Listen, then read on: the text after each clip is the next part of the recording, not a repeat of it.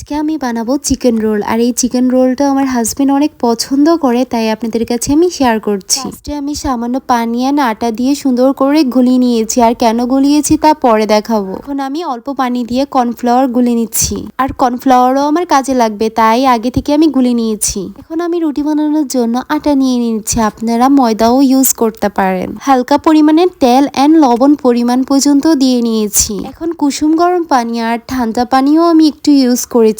এখন আমি সুন্দর করে মেখে নিব। এই ডোটা একদম সফট হতে হবে, তাহলে রুটিগুলো অনেক সুন্দর হবে। আর রুটিগুলো সফট হওয়ার জন্য আমি একটু তেল ইউজ করেছিলাম চিকেনের পুরগুলো বানানোর জন্য। এখন কড়াইতে আমি তেল দিয়ে দিলাম। তেলটা হালকা গরম হওয়ার পর আমি চিকেনগুলো দিয়ে দিলাম। আর চিকেনটা আমি আদা রসুন দিয়ে সুন্দর করে ম্যারিনেট করে রেখেছিলাম। এখন আমি পরিমাণ পর্যন্ত লবণ, মরিচ, হলুদ, ধনিয়া গুঁড়া, জিরা গুঁড়া দিয়ে মাখিয়ে নিব।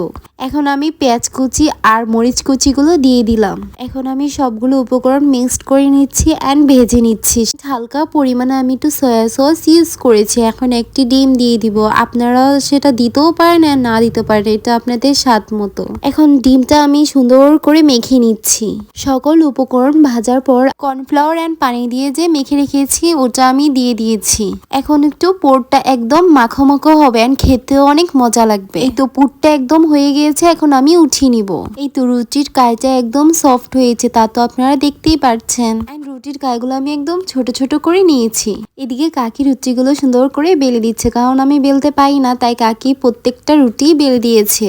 আপনারা এভাবে রুটিগুলো বেলবেন অ্যান্ড এই সাইডে পুরগুলো দিয়ে দিবেন, তাহলে সুন্দর একটা শেপ আসবে। এই তো ভিডিওতে আপনারা যেভাবে দেখছেন এভাবে আপনারা শেপ দিবেন, তাহলে খেতে অনেক মজা লাগবে, দেখে খেতে ইচ্ছে করবে। আপনাদের সুবিধার জন্য আমি ভিডিওটা একটু স্প্রেড করে নিই, একদম সুন্দর করে দেখিয়ে দিচ্ছি কিভাবে আপনারা এভাবে রুটিটা ভাজ করে নেবেন। এই তো আপনারাই দেখছেন কি সুন্দর একটা শেপ এসেছে। এভাবে আপনারা চিকেন রোলগুলো করবেন। এখন আমি রুটির উপরে দেওয়ার জন্য আগে থেকে পাউরুটি ভেজে এটা আমি ব্লেন্ড করে নিয়েছি। এখন আমি পানি আর আটা দিয়ে যে গোলাটা গলে রেখেছি এটার ভিতরে আমি রুটিটা দিয়ে দিব। এখন আমি দেখেন ঝেড়ে এটার ভিতরে দিয়ে দিচ্ছি। এখন চারো পাশে দিয়ে আমি এটা লাগিয়ে নিব। আর এটা হলো অপশনাল, আপনারা চাইলে এটা দিতেই পারেন। অ্যান্ড এটা দিলে দেখতে খেতে অনেক ভালো লাগে আর একদম রেস্টুরেন্টের মতনই লাগে। প্রত্যেকটা রুটি আমি এরকম করে নিয়েছি। এখন কড়াইতে সুন্দর করে চিকেন রোলগুলো ভেজে নিব। আর চিকেন রোলগুলো একদম লো হিটে ভাজতে হবে, না হলে পুড়ে যাবে, খেতেও ভালো লাগবে না। আমার হাজবেন্ড তো অনেক পছন্দ করে এই চিকেন রোলটা, তাই আমি প্রায় সময় ওকে এটা খাওয়াই। আপনারাও বাসায় এভাবে ট্রাই করতে পারেন, অনেক সহজ অ্যান্ড সিম্পল ভাবে চিকেন রোল। টাটা।